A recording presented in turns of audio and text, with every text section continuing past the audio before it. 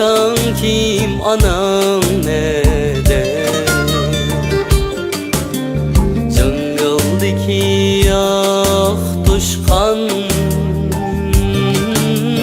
Atan kim, anan nede? Kaçangıça oynaysen, könglim kalgan yerde. Ey kaçangıça oynaysen, könglim kalgan yerde.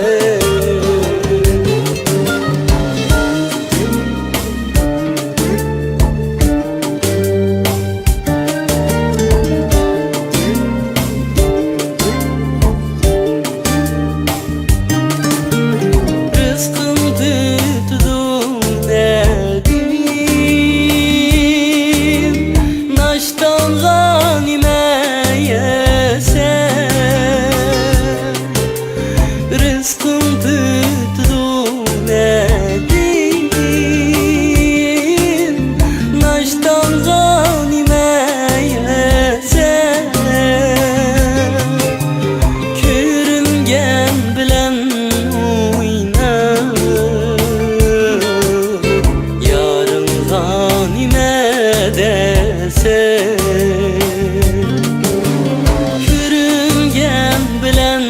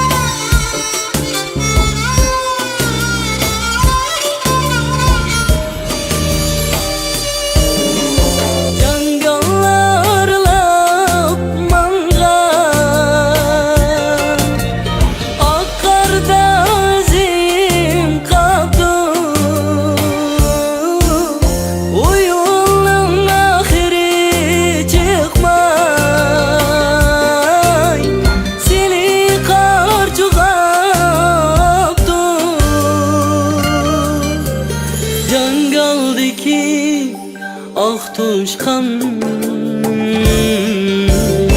azanga varan yedi. Hey oylap oynagan bolsam, şu günge kalar mıydı? Şu günge kalar